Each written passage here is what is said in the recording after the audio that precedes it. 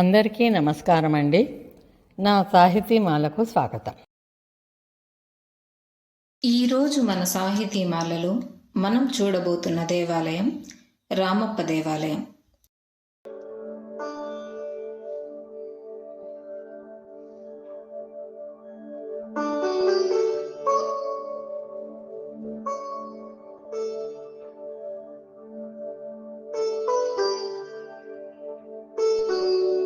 మాలాకుమార్ గారు రామప్ప గుడిని దర్శించి రాసిన విశేషాలు వారి మాటల్లోనే. ఈ నల్లని రాళ్ళలో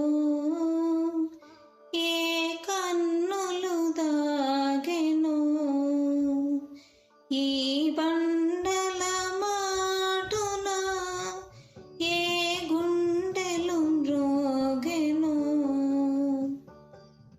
శిల్పి రామప్ప చేతిలో అద్భుతంగా, అపురూపంగా, అనన్య సామాన్యంగా రూపుదిద్దుకొని 9 శతాబ్దాలుగా గడిచిన చరిత్రకు సాక్ష్యంగా ఉన్న ఈ శిల్పాలకే నోరు ఉంటే ఎన్ని కథలు చెబుతాయో, ఎన్ని రహస్యాలు చెబుతాయో, ఎన్ని వీరగాథలను గానం చేస్తాయో. అయినా ఈ శిల్పాలకు నోరు అవసరం లేదు, కళ్ళతోనే భావాలు పలికిస్తున్నాయి. రామప్ప దేవాలయంలోని శిల్పాలు చూస్తుంటే నాలో ఎలాంటి భావాలు కలిగాయంటే వయ్యారం, ఆగ్రహం, కరుణ, ఇలా నవరసాలు ఆ రాతిలో ఇంత అద్భుతంగా పలికించిన రామప్ప శిల్పికి జోహార్లు. ఆ మదనికల అందం చూడాల్సిందే కాని వర్ణించతరమా? నాగిని ప్రత్యేకం. చెవులు దోర విరుచుకొని తోకలేపి ఒక కాలును కొద్దిగా పైకి లేపి శివయ్య ఎప్పుడు పిలిస్తే అప్పుడు వెళ్లేందుకు తయారుగా ఉన్న నందీశ్వరుడు గంభీరంగా ఉన్నాడు.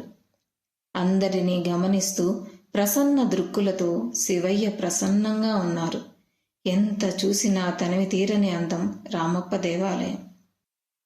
ఇదే రామప్ప దేవాలయం, వరంగల్లోని రామప్ప గుడి.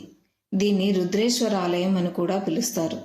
ఇది తెలంగాణలో ఉన్న ఒక అద్భుతమైన చారిత్రక నిర్మాణం.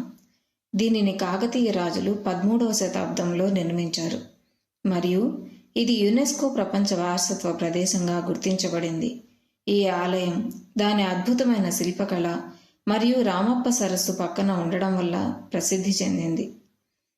ఇది తెలంగాణ రాష్ట్ర రాజధాని అయిన హైదరాబాదు నగరానికి 220 కిలోమీటర్ల దూరంలో మరియు వరంగల్ నుండి సుమారు 70 కిలోమీటర్ల దూరంలో ములుగు జిల్లా వెంకటాపూర్ మండలంలోని పాలంపేట అనే గ్రామం దగ్గర ఉంది.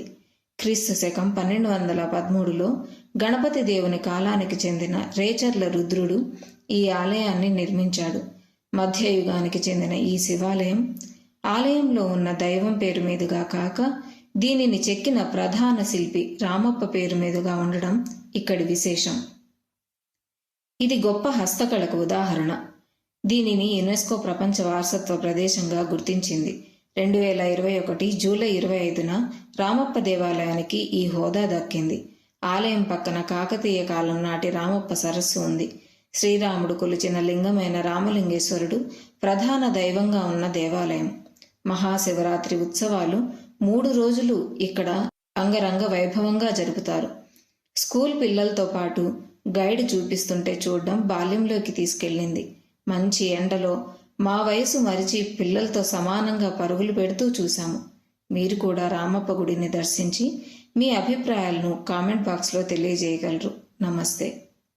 ప్రతి ఆదివారం ఉదయం సాహితీమాలలో 11 గంటలకు మన దేవాలయాల గురించిన విశేషాలు, మా ఇంకో ఛానల్ ప్రభాత కమలంలో మంచి కథనో కబుర్లో ప్రతి గురువారం ఉదయం 11 గంటలకు వినండి.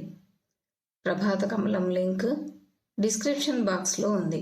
అది కూడా సబ్స్క్రైబ్ చేసినట్లయితే మీకు మేము పోడ్కాస్ట్ చేయగానే వస్తుంది. తప్పక సబ్స్క్రైబ్ చేస్తారు కదూ. అలాగే మీ అభిప్రాయాలను కామెంట్ బాక్స్లో షేర్ చేయండి.